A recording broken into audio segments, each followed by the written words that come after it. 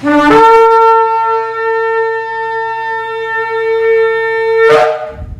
Shalom, esta es la congregación 20 Finales del sector Candelaria en Arecibo, y esta que le habla es la ROA y la doctora Maritza Rivera.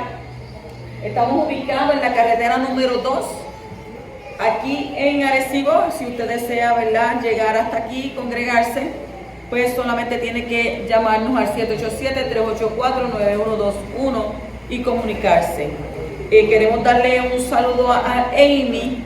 Ella le ha mandado muchos saludos, ¿verdad?, a la congregación y está siempre atenta. También quisiera con la hermana Estrella, ¿verdad?, que ella tuvo una pérdida hace poco de su hijo acá en Beit Tefilá, pues oramos mucho por la fortaleza, que el poderoso le dé, le fortaleza, le consuele y le añada fuerza, porque sabemos que no es fácil perder un hijo. Yo pasé por eso y es algo bien doloroso, bien difícil, pero todo tiene un propósito de ser, y los designios de nuestro Abba Kadosh nosotros no se los podemos cuestionar. Simplemente nos resta decir, como dijo Job: Él dio, Él quitó, y sea su nombre bendito. Porque todos sabemos, ¿verdad?, que vamos a partir un día, pero a veces no nos damos de cuenta, o no queremos darnos de cuenta, que cuando ese momento llega, pues como que no lo aceptamos. Pero, ¿verdad?, unos antes, otros después, y así seguiremos, ¿verdad?, llegando hasta ese momento que el poderoso en algún momento dado, ¿verdad?, nos va a llamar. Entramos de lleno a la parashá número 21, es la parashá Kitizá. Esta parashá significa ordena, donde la encontramos en el libro de Shemot, en el libro de Éxodo, capítulo 30, versículo 11, al capítulo 34 y versículo 35. Shemot, Éxodo 30, 11 al 34, 35. ¿Qué nos narra esta parashá? La parashá Kitizá nos narra el censo mediante medio ciclo, la fabricación del becerro de oro por el pueblo ante la demora de Moshe y la ira divina. Moshe intercede exitosamente, rompe las tablas, castiga el pecado y obtiene el perdón, renovando el pacto con nuevas tablas y recibiendo los 13 atributos de misericordia. Esta parashá comenzamos entonces de lleno en el capítulo 30, versículo 12, donde nos dice: cuando hagan un censo del pueblo israelita, según su inscripción, cada cual pagará ya un rescate por sí mismo cuando se inscriba, para que ninguna plaga venga sobre ellos por estar inscribiéndose. Hay palabras del Creador que acusan una certeza de cumplimiento tan clara que solo bajo el entendimiento cultural e idiomático del pueblo hebreo podemos entender, porque pasan a ser obligatorias. Esta parashá es una de ellas, y se ve en el ejemplo de las palabras dadas a Abraham en el libro de Bereshit, capítulo 15 y versículo 5. Dice: y lo sacó fuera y le dijo: contempla ahora los shamayim, los cielos, cuenta las estrellas, las kokabim, si puedes contarlas. Y le dijo: así será tu descendencia. Después de mucho más adelante se puede entender en la experiencia del pueblo y sus líderes que el mensaje expresado en la Torá, en el entendimiento que los hijos de Israel no se deben contar, es absolutamente correcto. Esto tiene su más clara expresión en el libro de Samuel, segunda de Samuel, capítulo 24, versículo 1 al 10, donde nos dice a nosotros: volvió a encenderse el furor de Yahweh contra Israel. ¿Por qué? Porque dice: porque alguien incitó a David contra ellos, diciendo: ve y cuenta a Israel y a Yehudá.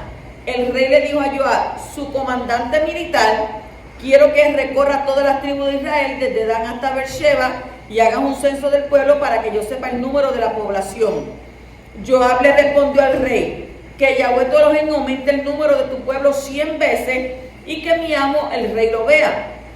Pero, ¿para qué quiere esto mi amo el rey?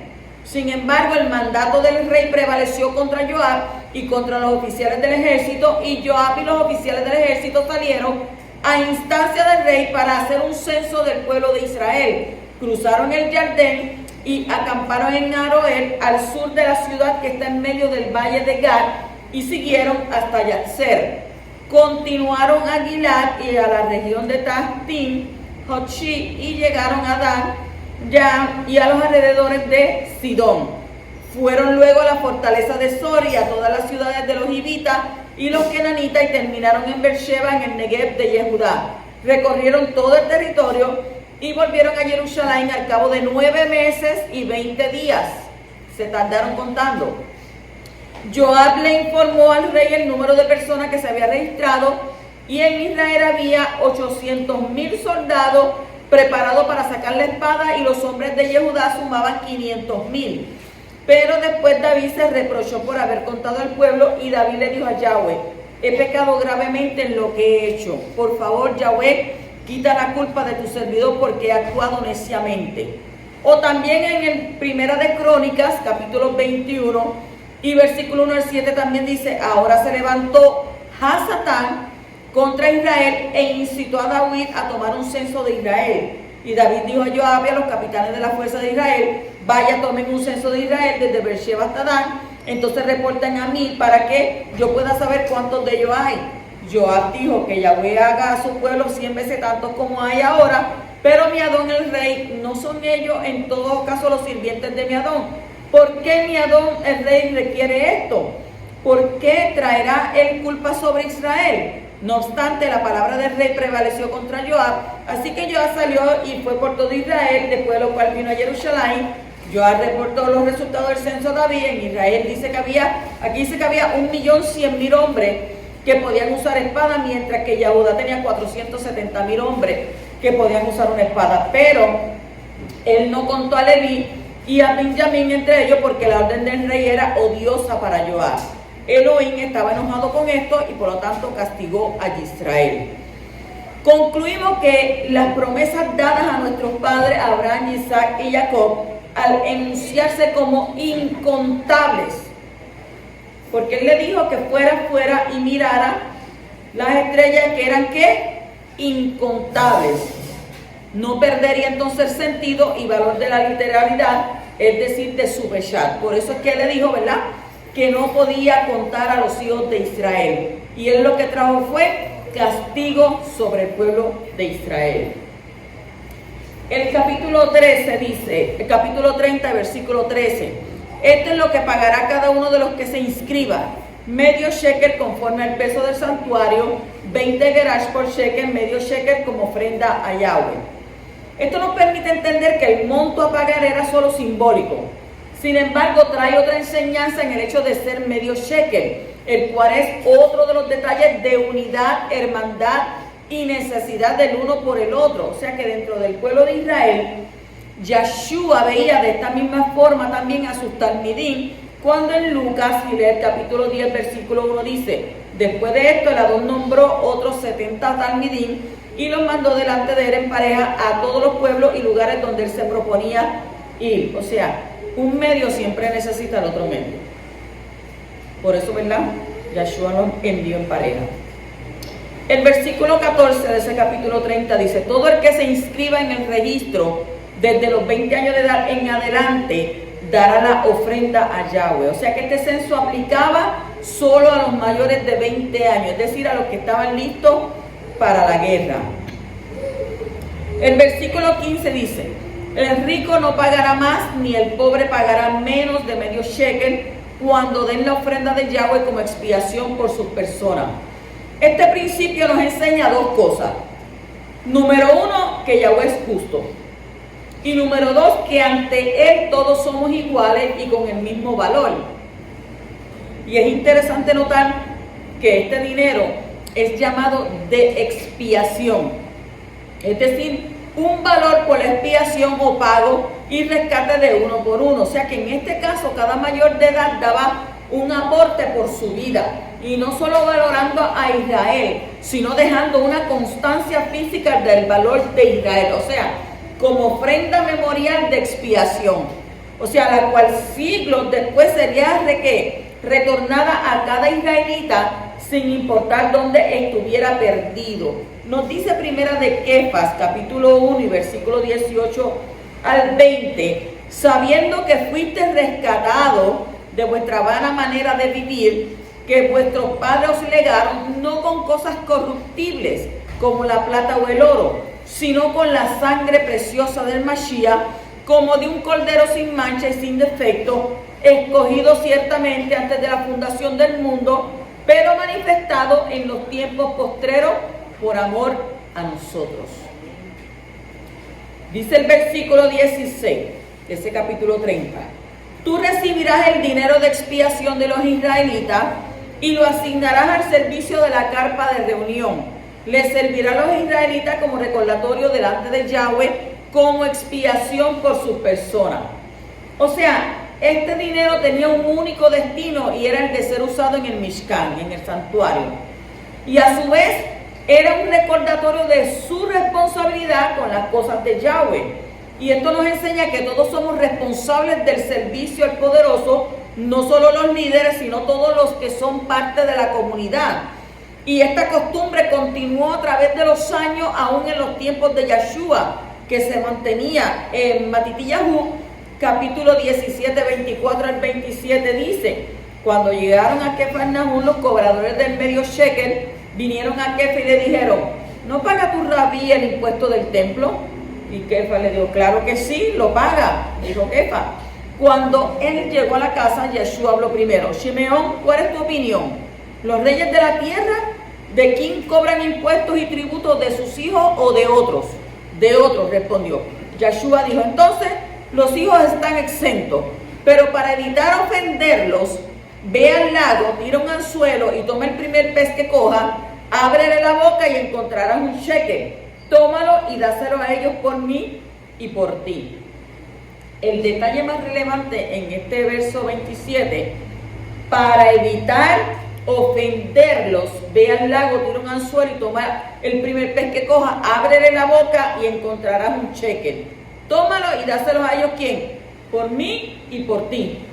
O sea que confirmamos con este detalle tan elevado, una vez más, el cumplimiento de la Torah que el Mashiach Yeshua mantuvo en su vida para dejar el mejor ejemplo entre nosotros de su completa obediencia a la Torah.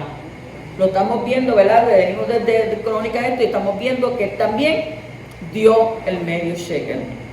Versículos 18 y 19 dice: haz una fuente de cobre con su base de cobre para lavarse y ponla entre la carpa de reunión y el altar. Pon agua en ella y que Aarón y sus hijos se laven en ella los pies y las manos. Este lavacro estaba a la entrada del Mishkan, a la entrada del santuario, lo que nos enseña que debemos limpiarnos antes de acercarnos a la presencia del Altísimo. Dice la Escritura en Salmo 24, 3 al 4: ¿quién subirá al monte de Yahweh? ¿Quién puede estar en su lugar Kadosh? Aquellos con manos limpias y corazones puros, que no han levantado su alma a vanidades, ni han jurado engañosamente a su prójimo. O sea, que esta señal ha sido uno de los puntos importantes con los cuales hoy muchos han sido traídos a la presencia de Yahweh. Y Él ha permitido que lo conozcan, ya que nunca los venció la vanidad o lo fútil o lo vano de la vida, y nunca mintieron para condenar falsamente a su prójimo. O sea, sencillez, compasión y veracidad son marcas de los israelitas alrededor del mundo y una forma de identificar a las ovejas perdidas de la casa de Israel. Este lavacro es símbolo también de nuestra inmersión, es decir, del Tevilá en el nombre de Yeshua HaMashiach, como lo expresa Yohanan capítulo 3 y versículo 5. Yeshua respondió: sí, en verdad yo te digo que a menos que una persona nazca del agua y del Ruach, no puede entrar en el reino. Y en Masé, Hechos 2:38, dice: entonces Simón les dijo: arrepiéntanse, sumérjanse en cada uno de ustedes en el nombre de Yeshua, el Mashiach, para que se les perdone sus pecados y recibirán el don del Ruach de Kadoshá. Y en 1 Corintios 6:11 dice: y algunos de ustedes hacían estas cosas, pero ya han sido lavados, han sido apartados para Yahweh, han llegado a ser contados como justos por medio del poder del Adón, Yeshua Mashiach, y del Ruach HaKodesh. Pasamos al versículo 31 y dice: y háblale al pueblo israelita como sigue: este será un aceite de unción sagrado para mí a través de los siglos. No dice para mí a través del mes que viene, del año que viene, a través de los siglos. O sea, ¿qué quiere decir esto? Que este aceite era especial y con un propósito especial. No era un aceite cualquiera. O sea que ya que era preparado como con ingredientes de una calidad excelsa, los cuales fueron relatados en versículos anteriores. Y esto nos demuestra que no debemos hacer las cosas por lo que nosotros creemos o sentimos que debe ser. Es decir, o sea, por emoción, sino como Yahweh lo estableció. ¿Haciendo qué? Haciéndolo de esta manera, será bien recibido por el poderoso si se hace bajo los modelos y medidas divinas. Nos dice Proverbios 3:7, no seas sabio en tu propia opinión, teme a Yahweh y apártate del mal. Todo lo hacemos, ¿verdad?, de acuerdo a lo establecido en la Torá. El versículo 32 dice, no debe untársele al cuerpo de ninguna persona y no debes hacer nada parecido a esto con las mismas proporciones. Es sagrado y ustedes deben considerarlo sagrado. O sea que este aceite no era para ser utilizado en ninguna otra tarea o para algún otro fin. Era única y exclusivamente para ser usado en el Mishkan, en el santuario.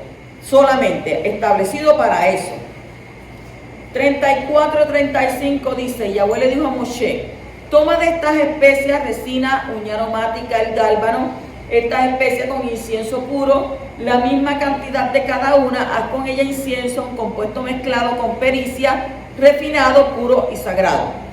Al igual que el aceite de la unción, este incienso era muy especial también. Solo debía ser usado en el Mishkan. No podía hacerse otro igual a este y ni podía usarse para otra cosa que no fuera para el servicio en el Mishkan. Y eso no es que tampoco, que pues dame un poquito para yo bañarme o para yo pasarme por la... No, este aceite estaba destinado a estar solamente en el santuario. Pasamos al capítulo 31 y el versículo 2 al 11. Dice, mira, yo he elegido por nombre a Betzaler, hijo de Uri, hijo de Hur, de la tribu de Yehudá. Lo he dotado del Ruach de Elohim en sabiduría, entendimiento, conocimiento, en toda clase de labor, para hacer diseños para trabajo en oro, plata, cobre, para cortar piedras de montura, tallar madera, para trabajar en toda clase de arte. Además, le he asignado a Joliab, el hijo de Ahisamach, de la tribu de Dan. Y he dotado también de destreza a todos los diestros para que hagan todo lo que te he ordenado. La carpa de reunión, el arca del testimonio, la cubierta de encima y todo el mobiliario de la carpa, la mesa y sus utensilios, el candelero puro y todas sus piezas y el altar del incienso, el altar de las ofrendas quemadas y todos sus utensilios de la fuente con su base, las vestimentas del servicio, las vestimentas sagradas de Aarón el Cohen y las vestimentas de sus hijos para su servicio como Cohanim, así como el aceite de la unción y el incienso aromático para el santuario, tal como te he ordenado, lo harán. Mire qué trabajo, mire qué montón de cosas tenían que hacer. ¿Qué nos enseñan estos versículos? Estos versículos nos enseñan tres cosas. Número uno, es Yahweh quien nos comisiona para su servicio. Se ve claramente como el Altísimo determina quién haría estos trabajos específicos, lo que nos demuestra que solo podremos agradarle cuando hacemos lo que Él nos encomendó y no otra cosa, por muy buena que parezca. Número 2, todo aquel que vaya a servir a Abacadosh debe ser lleno de Ruach HaKodesh, del espíritu de Kadushá. Y esto es evidenciado también en el momento que se eligieron los 7 Shoarim. Los Shoarim son servidores. En el momento que fueron seleccionados ante aquellos 7 varones con la condición de tener del Ruach HaKodesh. Y eso usted lo encuentra en Hechos capítulo 6, versículo 3, donde dice, hermanos, escojan 7 hombres de entre ustedes que sean conocidos por estar llenos de Ruach HaKodesh y de sabiduría. Nosotros los designaremos para que estén a cargo de este asunto importante. Y número 3, el poderoso hace ¿qué? Hace el llamado y establece el servicio. Y aquí notamos que como Él es quien nombra los llamados y también establece el área en la que cada uno debe de servir. Efesios 4, 11 al 13 nos dice, y Él mismo dio a algunos el ser emisarios, a otros profetas, a otros proclamadores de las buenas noticias y algunos pastores, roé, y maestros, moré, a fin de adiestrar a los kadoshim para la obra del ministerio, para la edificación del cuerpo del Mashiach, hasta que todos, mire cómo dice, hasta que todos lleguemos a la unidad de la fe y del conocimiento pleno del Hijo de Elohim, a un varón perfecto, a la medida de la estatura de la plenitud del Mashiach, Yeshua. Pasamos al capítulo 31, 13. Dice, háblale al pueblo israelita y dile, sin embargo ustedes deben observar mi Shabbatot, porque esto es una señal entre ustedes y yo a través de los siglos, no dice a través de 2 o 3 días, a través de los siglos, para que sepan que yo soy Yahweh y los he consagrado, los he apartado, los he santificado, para que lo entiendan de esa forma. Para cerrar con broche de oro este encuentro entre Yahweh y Moshe, un recordatorio final, el Shabbat. De este versículo entendemos 3 cosas. Número 1, que Yahweh es quien ha separado, es decir, apartado y consagrado el Shabbat. Ningún líder, ningún hermano, no, está apartado por Yahweh Sebaot. Número 2, que el Shabbat es una señal entre el Creador y su pueblo. Y esto es que será el Shabbat el que hará distinción entre el pueblo de Yahweh y los demás pueblos. Por eso cuando ustedes vienen y dicen, mira, que tengas que trabajar el sábado. No, yo no puedo porque yo me tengo que... Pero ¿por qué tú te tienes que congregar sábado? ¿Por qué no te congregas domingo? Porque nosotros estamos haciendo distinción. Y distinción en que guardamos el Shabbat. ¿Y por qué guardamos el Shabbat? Porque fue que separado, apartado y consagrado por nuestro Padre Celestial. Y es el 4º mandamiento. ¿Sabe? Que cuando usted hace eso, usted está haciendo ¿qué? Diferencia entre los demás pueblos, ¿verdad? Y las demás personas. Número 3, el Shabbat es un estatuto perpetuo. Es decir, que no ha cambiado, no cambia y no cambiará. ¿Por qué? Porque Yahweh establece el Shabbat en Génesis, Bereshit 2, y en Éxodo Shemot 16. Israel lo vive en el desierto antes de recibir la Torah en el Sinai.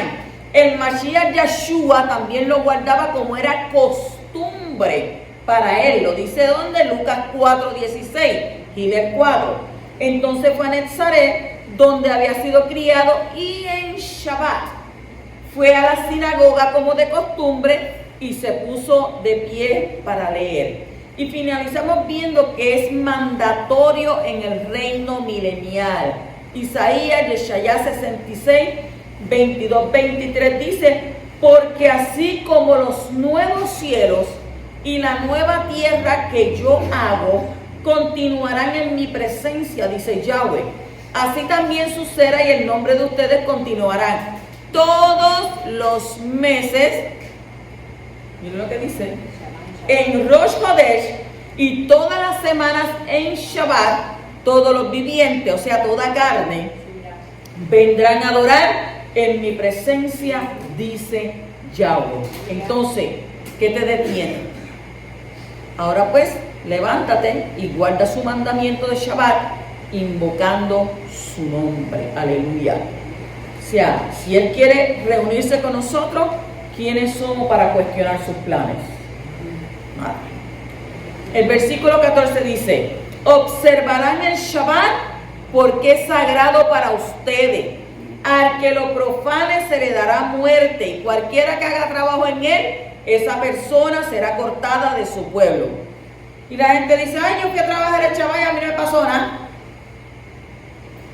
Dice la Escritura, no es que no te haya pasado nada, es que Yahweh es grande en su misericordia y está esperando, ¿verdad?, en su misericordia que tú reconozcas que Él te está diciendo que guardes el Shabbat porque es sagrado para ti. O sea, Yahweh establece que transgredir el Shabbat es pecado. La Torah nos dice, aquel que sabe hacer lo bueno y no lo hace, le es contado ¿por qué? Por pecado. Le es contado por ser rebelde, porque sabe. Entonces sabemos por la Escritura que la paga del pecado es ¿qué? muerte. Romanos 6:23 dice, porque la paga del pecado es muerte. Y es bueno que conectemos en este instante la definición de pecado. Primera de Yohanan 3:4 dice, todo el que practica el pecado también practica la infracción de la Torá, porque el pecado es infracción de la Torá o de la ley, no queda duda alguna. Todo aquel que continúa pecando está violando la Torá. En verdad el pecado es transgresión a la Torá, a la ley. Continúa el versículo 16, dice, el pueblo israelita guardará el Shabbat, observando el Shabbat a través de los siglos como una alianza perpetua. O sea que, mire cuánto habla del Shabbat, cuántos textos estamos hablando del Shabbat. Este argumento garantiza que el día de Yahweh es y será siempre el séptimo día, el Shabbat. No existe otro día en que la creación se alinee con su creador. Como dice la Escritura en Tehillim, Salmo 118:24. Este es el día que ha hecho Yahweh, un día para que nos regocijemos y estemos alegres. O sea que existe un principio de restauración que hemos visto a través de nuestros estudios. Hoy claramente apreciamos cómo el poderoso ha venido trayendo a lo suyo el cumplimiento de lo que establece en la Escritura, Hechos 3:21, Masé. Él tiene que permanecer en el Shamayim hasta que el tiempo venga para restaurarlo todo, como Yahweh lo dijo hace mucho tiempo cuando habló por medio de los profetas Kadoshim. O sea que unas versiones dicen restaurar todas las cosas. Usted lo ve en la versión Sefer Dabar. Y esta versión moderna hebraica comenta esta frase como la restauración de todas las palabras. O sea que esta amplitud conceptual nos permite ubicar el mandamiento entre las prioridades de restauración. Todo se va a restaurar, pero el Shabbat no se va a liquidar, el Shabbat no va a desaparecer.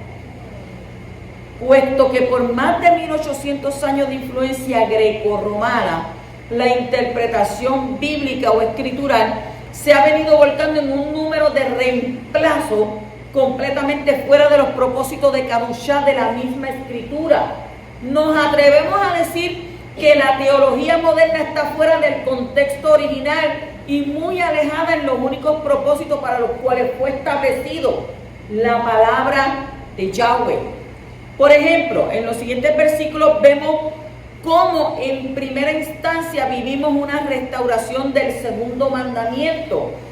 Shemot, Éxodo 20:4-5, que nos dice, no te harás escultura ni figura alguna de lo que hay en el Shamayim arriba, ni en la tierra abajo, ni en las aguas debajo de la tierra, no te postrarás ante ella ni le servirá, porque yo Yahweh, tu Elohim, soy un Elohim celoso, eres el Cana, que castigo la culpa de los padres sobre los hijos, sobre la tercera y la cuarta generación de los que me rechazan.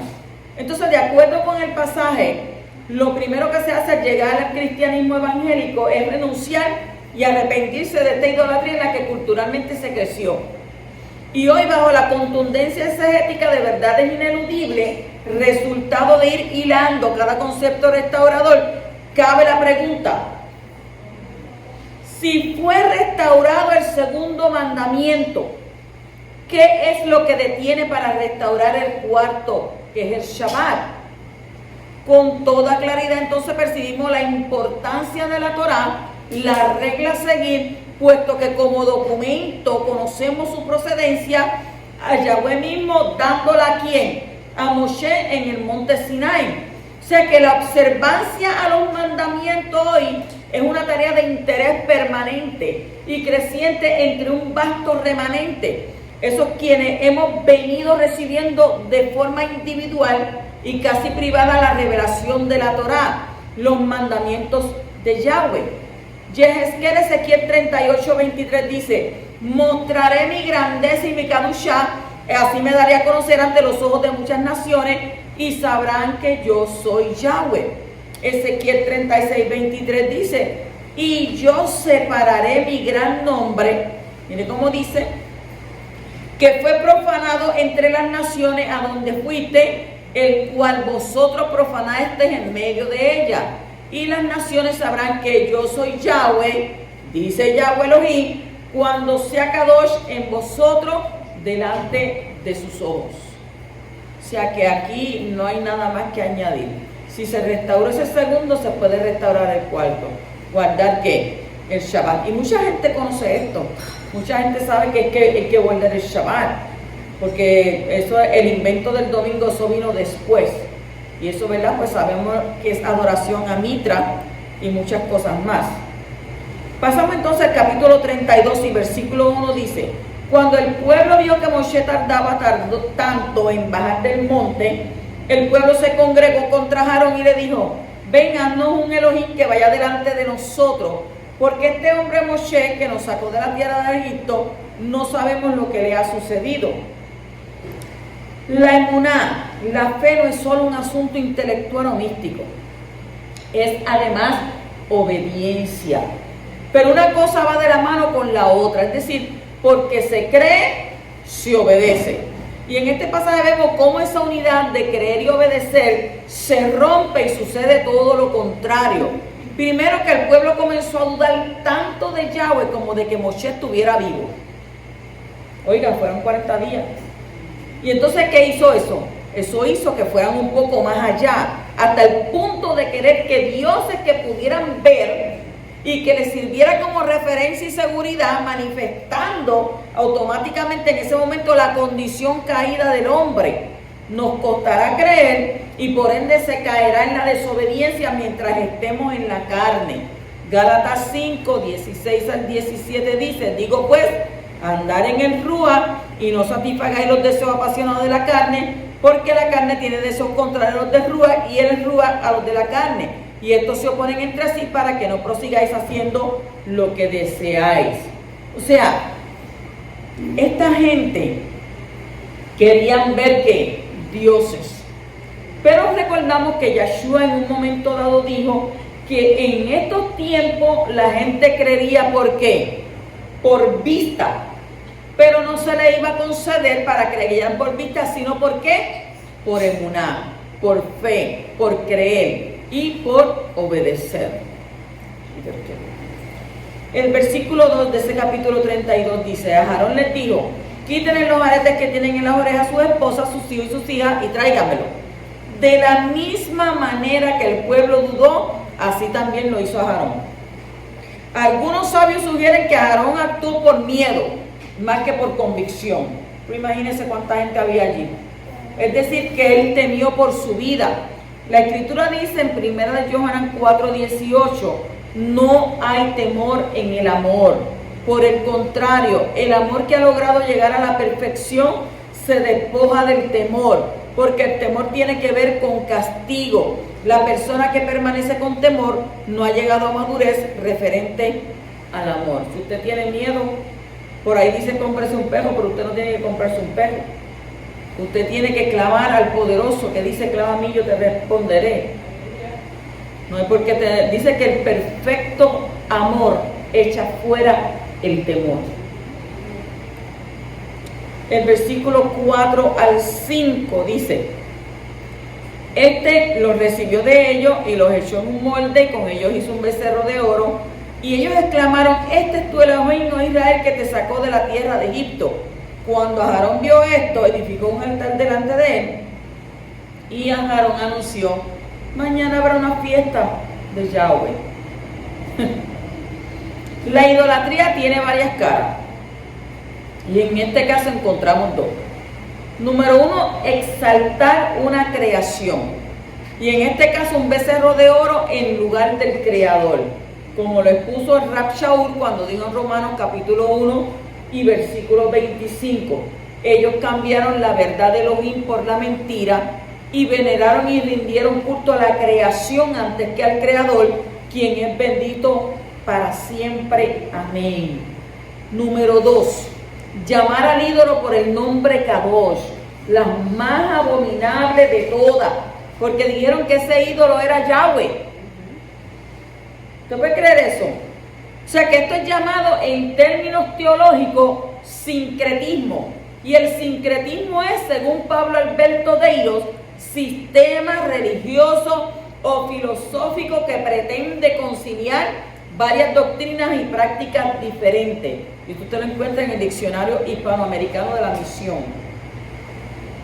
O sea, con razón Yahweh dijo en Devarim, Deuteronomio capítulo 12, versículos 29 al 30, cuando Yahweh su Elohim haya cortado de delante de ustedes a las naciones que ustedes están entrando para desposeer, y cuando las hayan desposeído y estén viviendo en la tierra de ellos, ¿qué le dijo? Tengan cuidado, después que ellos hayan sido destruidos delante de ustedes, no sean entrampados en seguirlo, para que averigüen por sus dioses y pregunten ellos, ¿cómo servirán a sus dioses estas naciones? Yo quiero hacer lo mismo. O sea, mañana habrá una fiesta de Yahweh. O sea que estas palabras de Aarón son que relevantes y tristemente, puesto que se continúa que día tras día, congregación tras congregación, ministerio tras ministerio, repitiendo las mismas palabras de Aarón, convocando al pueblo Kadosh, que fue llamado a vivir de forma Kadosh, a celebrar fiestas, a guardar días que Yahweh nunca ordenó. Hoy el hombre en su mayoría respalda los planteamientos modernos y la cultura de los pueblos y no lo que establece la Escritura. Por eso que usted ve que la gente celebra hasta el día del perro, el día del gato, el día del abuelo, el día del hijo, el día del amigo, el día de aquel, el día del otro, el día de...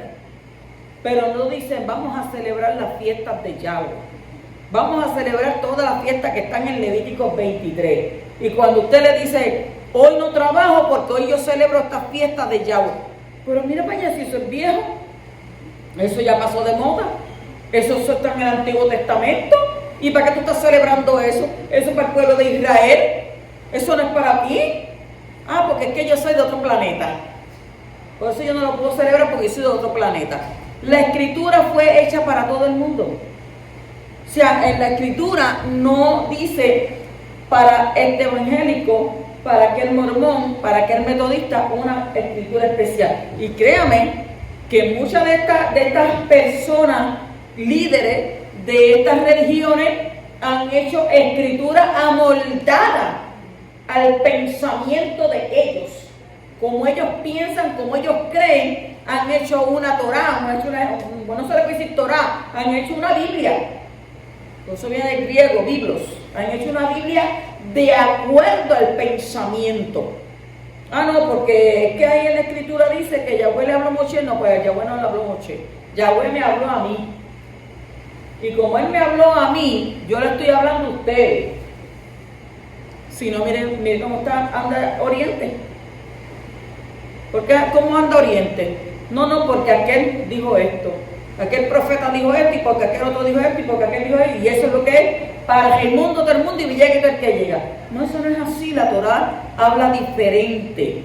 La Torá nos dice que hay un solo Elohim, Yahweh Sebaot, un solo Elohim, lo acabamos de leer, y un Adón, un hijo, Yahshua HaMashiach.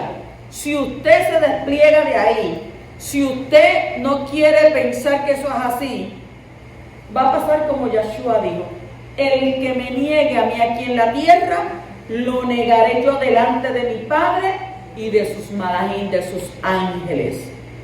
Así que eso es algo que nosotros no podemos olvidarnos. Yahweh es el Padre y Yahshua es su Hijo. El versículo 7 al 8 dice: Yahweh le habló a Moshe: apresúrate a bajar, que tu pueblo que sacaste de la tierra de Egipto se ha corrompido, han sido prontos en apartarse del camino que les ordené. Se han hecho un becerro fundido y se han postrado ante él y le han hecho sacrificio diciendo: este es tu Elohim, oh Israel, que te sacó de la tierra de Egipto. Qué triste evento este. Moshe concretando la ceremonia de boda y la novia cometiendo adulterio.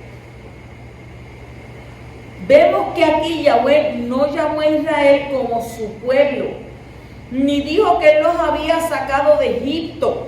Y esto nos muestra que la idolatría, es decir, el adulterio espiritual, nos separa del poderoso automáticamente. Primera de Samuel, capítulo 15, versículo 23 dice, porque como pecado de adivinación es la reverdía, y como la idolatría y el culto de imágenes, la obstinación, puesto que has rechazado la palabra de Yahweh, Él también te ha rechazado como rey. O sea, Yahweh es celoso. Nuestro Abacadosh es celoso. Y yo no me quiero imaginar, ¿verdad? Ese momento de que el poderoso mirara y sacó a este pueblo con grandes maravillas, qué cosas Él no hizo, las 10 plagas, y esas 10 plagas eran un dios cada uno de los que tenían los egipcios. Y ahora hay que entender que Él, como el único Elohim, esos dioses que ellos estaban adorando no valían nada, no servían para nada. Él los destruyó.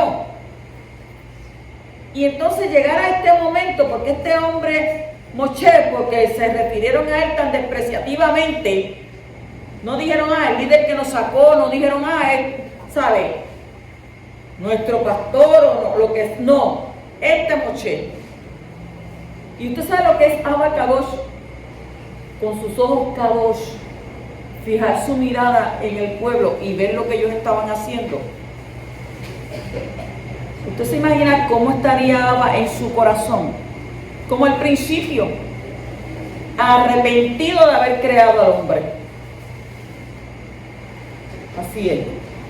El versículo, capítulo 32, versículos 10 y 11 dice, ahora deja que se encienda mi ira contra ellos y que los destruya y haga de ti una gran nación. Pero Moshe le imploró a Yahweh su Elohim y le dijo que tu ira, oh Yahweh, no se encienda contra tu pueblo, que tú libraste de la tierra de Egipto con gran poder y con mano fuerte. O sea, Moshe le hizo entender que él sí sabía que los había sacado con poder, que él los había sacado, mire, con mano dura. O sea, Yahweh le propuso a Moshe hacer un nuevo y mejor pueblo que ese que en ese momento estaba haciendo incorrectamente las cosas.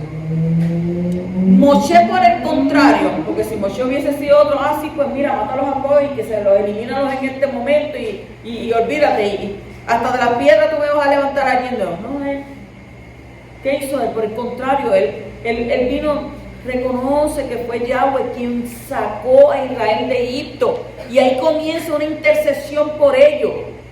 Usted no se imagina cómo los pastores tenemos que estar intercediendo, yendo banca por banca, mira el que se sienta aquí, mira este, mira aquel, mira el otro, tú conoces, uno por uno, intercediendo. Eso fue lo que hizo Moshe, hizo intercesión por ellos, y esto es precisamente lo que hace un siervo de Yahweh, interceder por sus hermanos. ¿Por qué? Porque es el amor por los demás lo que caracteriza a un hijo de Elohim, como Yahshua nos enseña cuando dice en Yohanan capítulo 13, versículo 34 al 35, un mandamiento nuevo les doy, que se amen unos a otros como yo los he amado, ámense también ustedes unos a otros, y en esto conocerán todos los que son mis discípulos, si tienen amor unos por otros.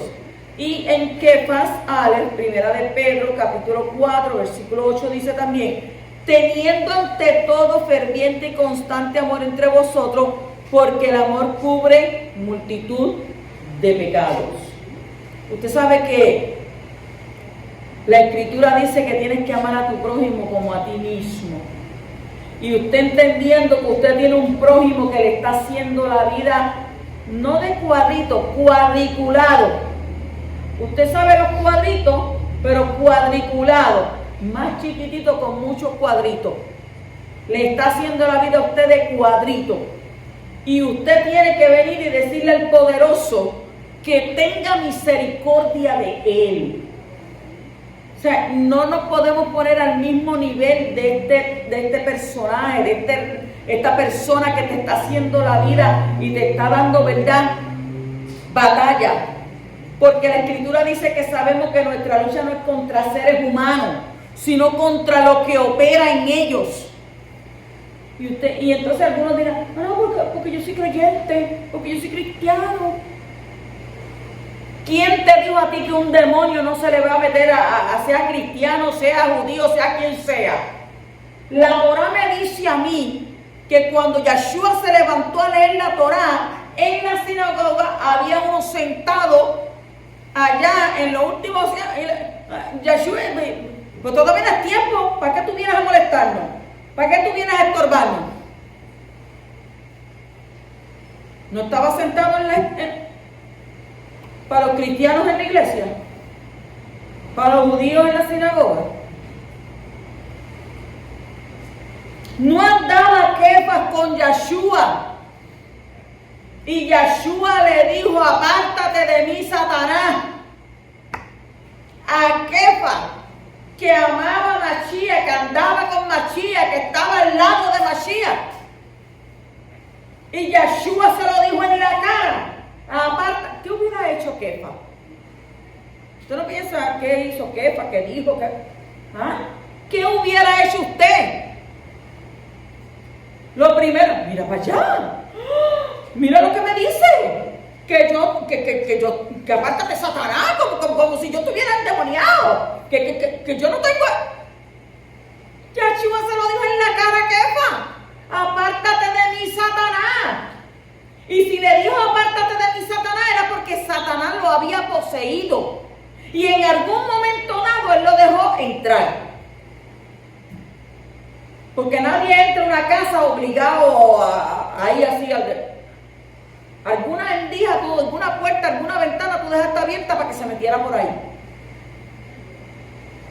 Entonces tenemos que entender que es difícil cumplir con el mandamiento, pero también tenemos que entender que nuestra lucha no es contra ¿qué? Contra los seres humanos, no es contra sangre y carne. Y eso lo entendió Mashiach. Pero Mashiach era Mashiach. Y si tenía demonio, como decía, no, demonio tiene. ¿Demonio tiene quién? Si ya sabía la batalla que había en los aires. Por eso nosotros, ¿verdad? Tenemos que, aunque sea doloroso y quizás siempre miremos al ser humano, que es el que nos está haciendo la guerra, tenemos que entender que no es el ser humano. Tenemos que entender y decir lo mismo que dijo Yeshua: apártate de mí, Hasatán. Que pronto tú irás al lago de fuego con tus malajim, destinado desde el principio por lo que tú hiciste. El versículo 12 dice: que no digan los egipcios fue con mala intención que los libró, solo para matarlos en las montañas y aniquilarlos de la superficie de la tierra. Vuélvete de tu ardiente ira y renuncia a ese mal contra tu pueblo. ¿Cuál es la labor de un siervo de Yahweh? Engrandecer el nombre del Altísimo, no buscar su propio esplendor. A Moshe le ocupaba grandemente, o sea, él tenía una preocupación. ¿Y qué era lo que a él le preocupaba? Lo que los demás pensaran de Yahweh. Él estaba pensando lo que, ¿qué dirán de mí? ¿Qué estaba pensando él? ¿Qué estaba pensando? Lo que la gente iba a pensar de Yahweh. Por eso lo manifestaba. El Salmo 45 dice: oh Yahweh mi Elohim, has multiplicado tus obras maravillosas, tus maravillas y tus pensamientos hacia nosotros. Nadie se puede comparar a ti. Yo las proclamaré, yo hablaré de ellas, pero hay demasiado que decir. Bendito el poderoso. El versículo 13 dice: acuérdate de tus servidores, Abraham, Isaac e Israel, como le juraste por ti mismo. Mire esto: y les dijiste: haré a su linaje tan numeroso como las estrellas del Shammai, y le daré a su linaje toda esta tierra que he mencionado, para que la posea para siempre. La base de la elección de Israel como el pueblo de Yahweh estaba dada en la promesa hecha a nuestros padres Abraham, Isaac e Israel, o sea, Jacob. Moshe argumenta ante Yahweh que por amor a ellos y por sus méritos no les hiciera daño. Mira, le vino a traer hasta los patriarcas.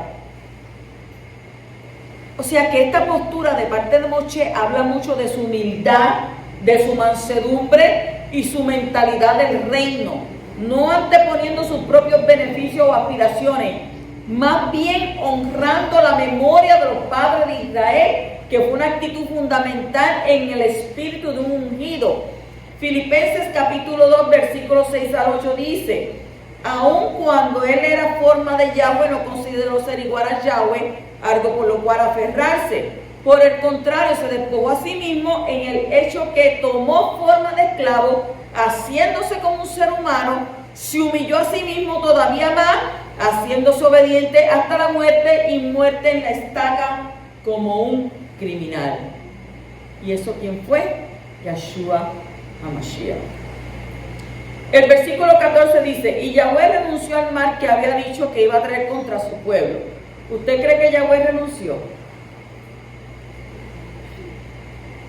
No es porque Yahweh cambie o se arrepienta, sino porque es un Elohim misericordioso en aquel momento que Moshe estaba intercediendo. El hecho de querer exterminar a todo el pueblo para hacer un nuevo a partir de Moshe no invalida para nada la promesa hecha a Abraham, puesto que Moshe también descendía ¿de quién? De Abraham. O sea que crear o escoger un pueblo que descendiera de Moshe era también descendencia de Abraham. Pero Yahweh decide darle una nueva oportunidad a su pueblo.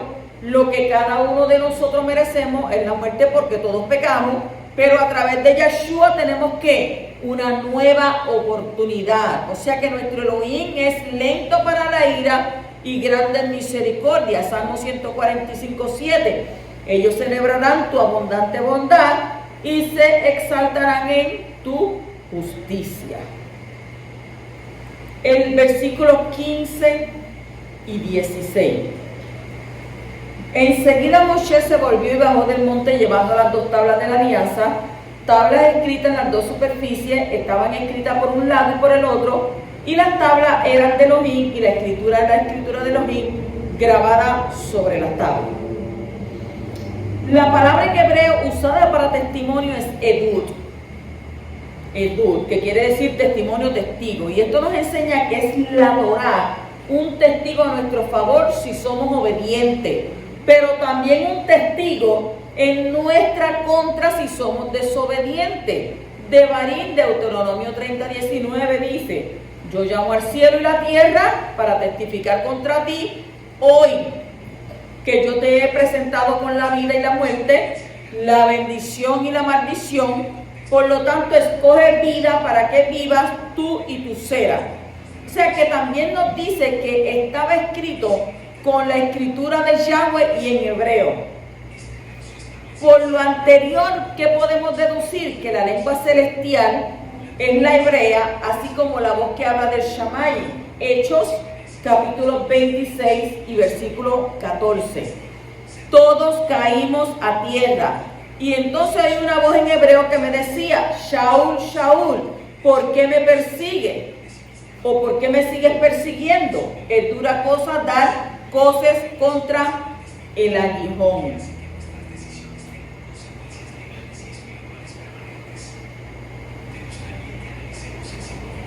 Capítulo 32 y versículo 22.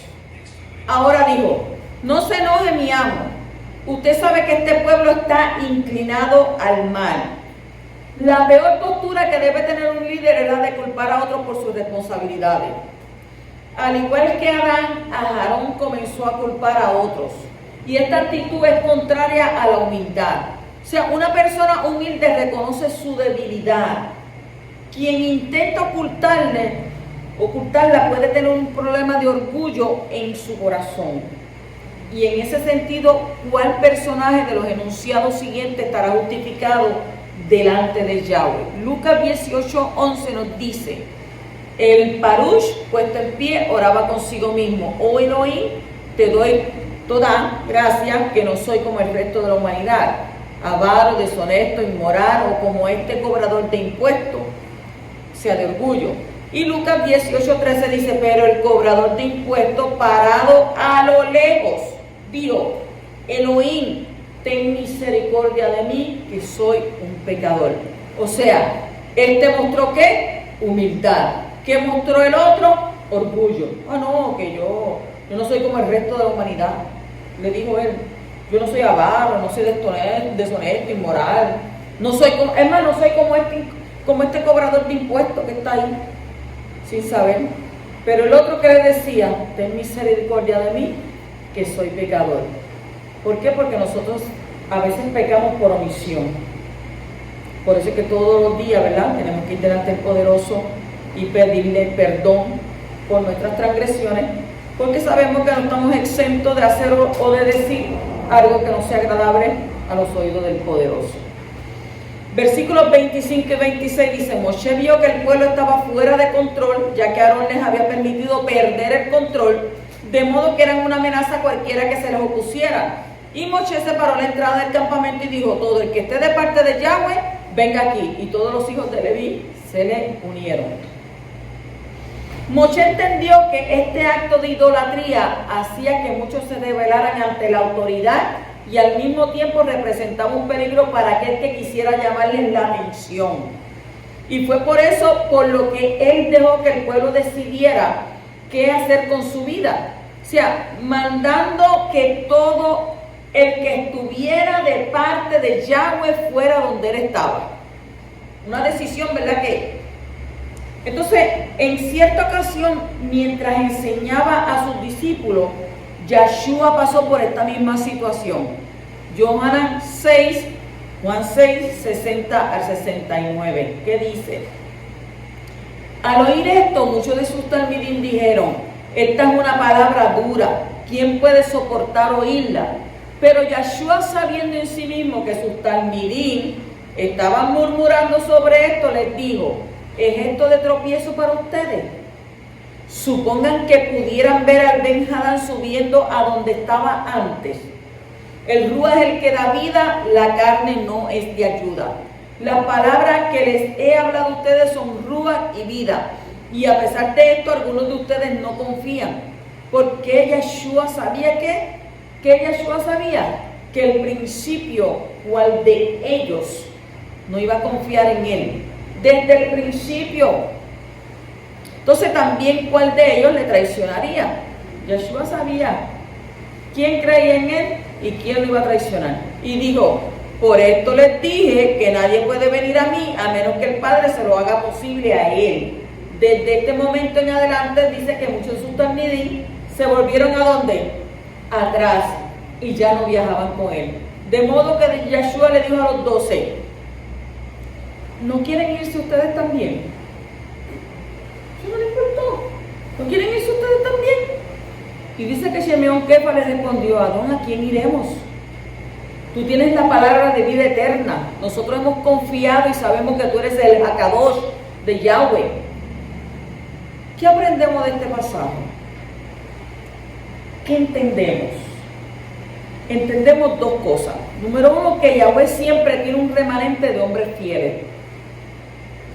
Si se querían ir todos que se fueran, Yahshua no le importaba.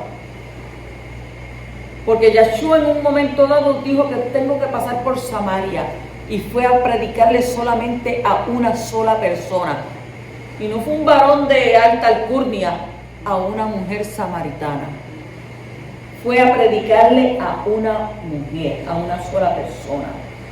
Y número dos, los que están de parte del Altísimo obedecen a los líderes que Él establece. Porque ningún líder es puesto por sí mismo, sino Yahweh el que lo permite que esté ahí. Si usted quiere ser rebelde contra los líderes, acuérdese lo que dice la Escritura. Porque ascuas de fuego usted va a montar ¿sobre qué? Sobre su cabeza. Versículo 32 dice: ahora si tú perdonas su pecado, bien, pero si no, bórrame a mí del libro que has escrito. Moshe se presentó como el abogado del pueblo. Es decir, intercedió ante Yahweh en favor de su pueblo. Entonces, de la misma manera, fíjate cómo era Moshe. ¿En qué momento Moshe cambió? Porque cuando Yahweh lo llamó, no, yo no quiero ir para allá. Entonces ahora, ¿qué está haciendo él? Ahora está intercediendo por el pueblo. Ahora está en favor de su pueblo, Entonces, de la misma manera, Yahshua intercede por nosotros, como lo declara en la Escritura en Primera de Yohanan, capítulo 2 y versículo 1, que dice: mis hijitos, Les estoy escribiendo estas cosas para que no pequen. Pero si alguno peca, tenemos a Yahshua HaMashiach, el Sadik, quien ruega al Padre por amor a nosotros. O sea, que también notamos cómo Moshe toca las fibras más elevadas del compromiso con su pueblo y se juega su propia salvación con tal de rogar por la de los suyos. Qué tremendo, ¿verdad? Primero no quería y ahora lo quiere. Somos así ambivalentes. Pasamos al capítulo 33 y versículo 12, donde dice: Moshe le dijo a Yahweh: mira, tú me dices que dirija este pueblo, pero no me has dicho a quién vas a enviar conmigo. Además, tú has dicho: yo te he elegido por nombre y tú has ganado ciertamente mi favor. ¿Qué pasó aquí? Moshe confiaba en las palabras de Yahweh independientemente de ver o no su cumplimiento. O sea que esa es la característica esencial de un hombre de Torah: esperar en Yahweh aun cuando crea que está solo. Yahshua dijo en Lucas, y lee el capítulo 16, versículo 10: el que es fiel en lo muy poco, también es fiel en lo mucho, y el que en lo muy poco es infiel, también es infiel en lo mucho. O sea, otro punto valioso de Moshe con respecto a su relación con el Poderoso, característica que también tenía cada hombre de Elohim en la Escritura, era mantener cada palabra y promesa de parte de Elohim como hecha. O sea, dispuesta para ser recordada en toda oración y ruego, aunque no como una queja de incumplimiento, más bien como un ancla de seguridad que pretendía expresar una condición inamovible de ello con respecto a los propósitos de Yahweh para sus vidas. Filipenses 1:6 dice: estoy convencido de esto, que el que comenzó en ustedes la buena obra la perfeccionará hasta el día del Mashiach Yahshua. Y 2 Corintios 1:20 al 22 dice: porque cuantas promesas Yahweh ha hecho, todas encuentran el sí en relación con Él. Y esta es la razón por la cual por medio de Él decimos que amén, así sea, cuando damos esplendor a Yahweh.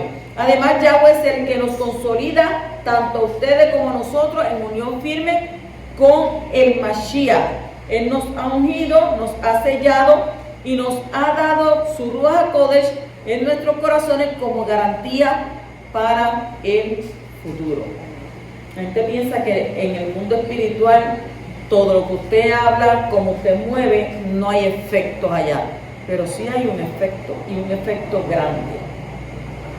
Versículo 13 dice: ahora pues he hallado, Hanán, gracia ante tus ojos, te ruego que me hagas conocer tu camino, para que yo te conozca y halle gracia, Hanán, ante tus ojos.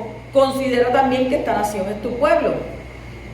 La palabra hagas conocer viene del hebreo yadá, I-A-D-A acentuada. Yadá, que quiere decir reconocer, responder, discernir, experimentar y muchas más.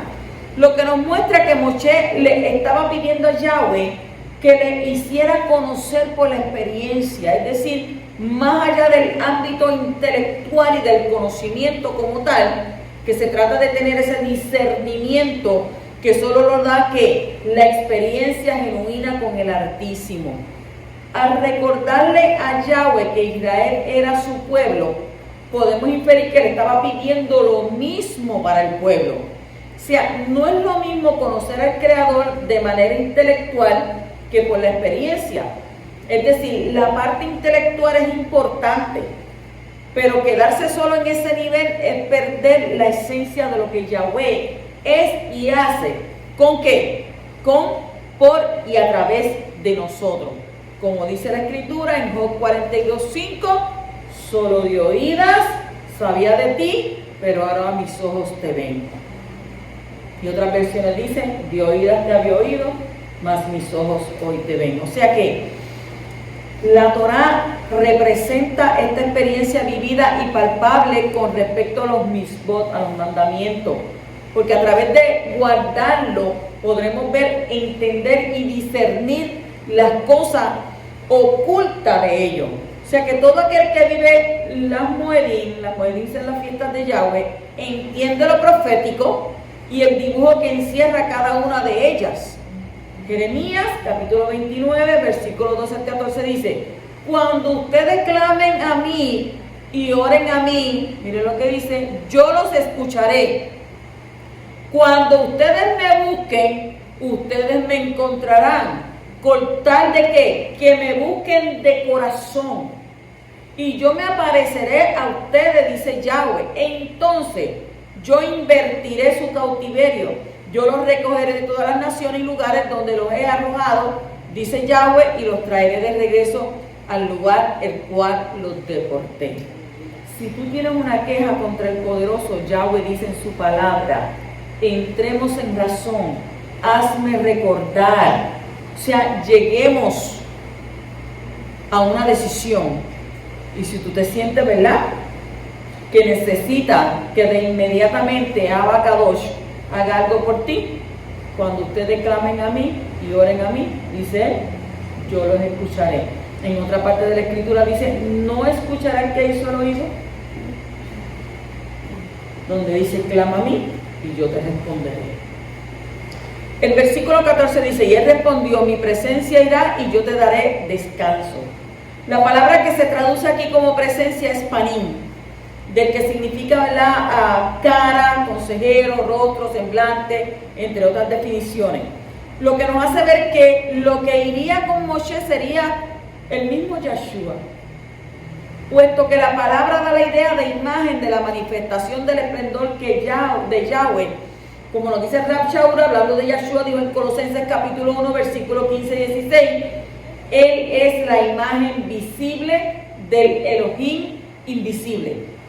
Él es el supremo de toda la creación, porque en conexión con él todas las cosas fueron creadas en él.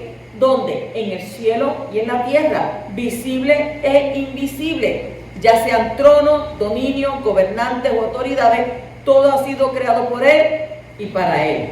O sea, solo hay uno que nos puede darnos este descanso, y eso garantiza una vez más que Yahshua, ¿verdad?, a través del poderoso fue enviado, y a través de él tenemos que ¿qué? Clamar y llegar a él.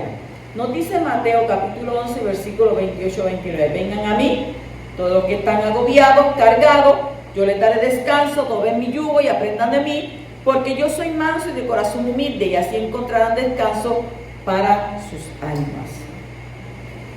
El versículo 15 dice: y le dijo: a menos que tú vayas delante, no nos hagas salir de este lugar. Para Moshe lo más importante era contar con el respaldo del poderoso que en cualquier otra cosa. O sea, es esta la actitud de un hombre fiel al poderoso y su palabra. Y lo más importante es contar con el favor y la presencia de Yahweh, que con el apoyo y los aplausos de los hombres. Como dijo el rey David en Salmo 63:3, porque tu misericordia es mejor que la vida, mis labios te alabarán. Y como dice en Miqueas capítulo 2 y versículo 13, el destructor sube ante ellos, irrumpen, pasan y salen por la puerta. Su rey marcha al frente de ellos, pero a la cabeza está ¿quién? Yahweh Sebaot. El versículo 16 dice: porque ¿cómo se sabrá que tu pueblo ha ganado tu favor, a menos que vayas con nosotros para que nos distingamos tu pueblo y yo de otro pueblo en la faz de la tierra? En este pasaje entendemos dos cosas. Número uno, un hombre de Torah no piensa solo en él, sino que también piensa en los demás. Y esto es evidenciado cuando Moshe manifiesta en este versículo: yo y tu pueblo. Como dijo Rab Shaul en 1 Corintios capítulo 10 y versículo 24, que nadie busque su propio bien, sino el bien del otro. O sea, existe una condición que es directamente proporcional a todo concepto de relacionamiento con el Elohim de Israel, y es tanto con Yahweh como con su pueblo Israel. No es posible estar en bendición si descuidamos uno de los dos factores, Yahweh e Israel. Ruth 1:16 dice: pero Ruth dijo: no me presiones para que te deje y deje de seguirte, porque de donde quiera que tú vayas yo iré, y donde quiera que te quedes yo me quedaré. Tu pueblo será mi pueblo y tu Elohim será mi Elohim. O sea que el pueblo de Yahweh es la congregación de Israel. Esta existió desde el mismo momento en que él llamó a Abraham para establecerla. Él cumplió dicho propósito junto al monte Sinai cuando él expresó en Éxodo Shemot capítulo 12 y versículo 3 que dice: hablaba a toda la congregación de Israel diciendo: el día 10 de este mes tome cada uno un cordero según su familia paterna, un cordero por hogar. Debemos tener esto en cuenta, estar bien con él y con su pueblo. O sea que a nuestro Mashiach Yeshua le preguntaron al respecto y él confirmó este principio del reino en Marcos, Mordejai, capítulo 12, versículos 28 al 31, donde dice: y uno de los maestros de la Torah vino y lo oyó en esta discusión, viendo que Yeshua le respondía correctamente, le preguntó: ¿cuál es el más importante mitzvah de todo? Y Yeshua respondió: el más importante es Shema Israel, Yahweh Eloheinu, Yahweh Echad. Escucha, oh Israel, Yahweh nuestro Elohim, Yahweh es uno. Y amarás a Yahweh tu Elohim, ¿cómo? Con todo tu corazón, con toda tu alma, con todo tu entendimiento y con todas tus fuerzas. Y el segundo es este: amar a tu prójimo como a ti mismo. No hay otro mitzvah mayor que esto, le dijo el Mashiach. Y número 2, lo que le muestra a los demás que hemos hallado Hanán, gracia ante Yahweh, es que Él mismo vaya con nosotros. O sea que es precisamente esa presencia la que nos hace diferente y nos hace brillar como luminarias en este mundo de tinieblas. Como dijo Yeshua en Mateo 5, 14 al 16. Ustedes son la luz del mundo. Un pueblo asentado sobre un monte no se puede esconder. Igualmente, cuando la gente enciende una lámpara, no la cubre con un tazón, sino la ponen sobre el candelero para que alumbre a toda en la casa. Y asimismo dejen que su luz alumbre delante de la gente, de manera que puedan ver las buenas obras que hacen y alaben a su Padre que está en el Shamaí. O sea que de forma complementaria podemos analizar esta condición desde la misma oscuridad. Mientras vivimos en las tinieblas, nunca sospechábamos que estábamos en ella, pero fuimos llevados de una forma u otra a este entendimiento de la Torá por diferentes circunstancias, por revelación, humillación o trituración, pero nuestro oído fue ¿qué? Destapado. Job 36:15 dice: con la aflicción él salva al afligido, le abre sus oídos con el sufrimiento. Y si estamos pasando por un sufrimiento, ¿sabe que nos va a qué? Abrir nuestros oídos. Lo anterior nos sirve para confirmar que solo hay dos grupos de seres humanos: los que están en luz y los que están en tinieblas. No hay más. Así que es que nosotros tenemos que ¿qué? Preparémonos mañana tras mañana para que crezca en cada uno de nosotros la luz de nuestro Mashiach. Dice Yohanan capítulo 8 y versículo 12. Yeshua les habló de nuevo: yo soy la luz del mundo. Todo el que me siga nunca andará en oscuridad, sino que tendrá la luz que da vida. O sea que de esta manera el que no es seguidor de Yeshua, ¿en qué anda? En las tinieblas. El versículo 18 dice: entonces dijo: te ruego que me muestres tu esplendor, tu cabot, o otros dirían tu gloria. La palabra usada para gloria o para esplendor en hebreo es cabot, que quiere decir esplendor, dar honor, honorable, honra, majestad, poder, riqueza, entre otras definiciones. Lo que nos enseña que Moshe quería ver ¿qué? Su plenitud. En otras palabras, le estaba pidiendo que le mostrase ¿a quién? Al propio Mashiach. Hebreos 1:3 dice: quien siendo el resplandor de su cabot o su gloria y la imagen misma de su ser.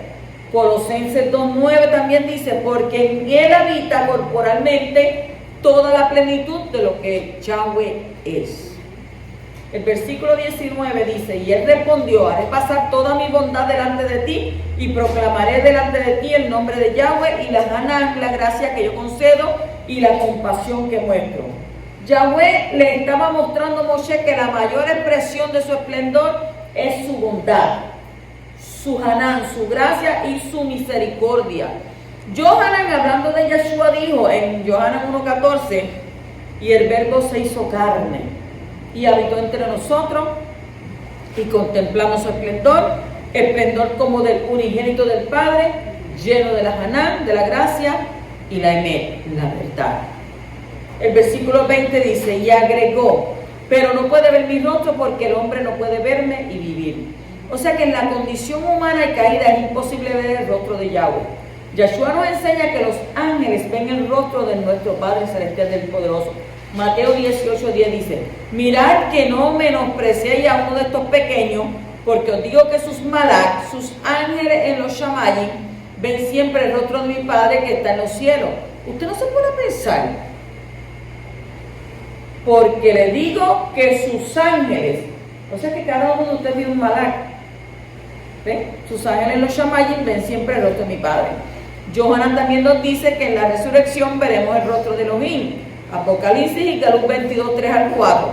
Ya no habrá más maldición y el trono de Elohim y del Cordero estará en ella y sus siervos le rendirán culto, servicio, verán su rostro y su nombre estará en su frente. Y también nos dice en Yohanan 1:18, nadie ha visto jamás a Yahweh, pero el único e incomparable Hijo, quien es idéntico con Yahweh y está al lado del Padre, Él le ha dado a conocer. Bendecido sea su Kadosh nombre. Versículos 21 al 23 dice, y Yahweh dijo, mira, hay un lugar cerca de mí, colócate sobre la roca y cuando pase mi presencia, yo te pondré en la grieta de la roca y te escudaré con mi mano hasta que haya pasado. Luego apartaré mi mano y verás mi espalda, pero mi rostro no debe verse. Si Yahweh es espíritu, entonces incorpóreo. Incorpóreo es algo que no tiene un cuerpo.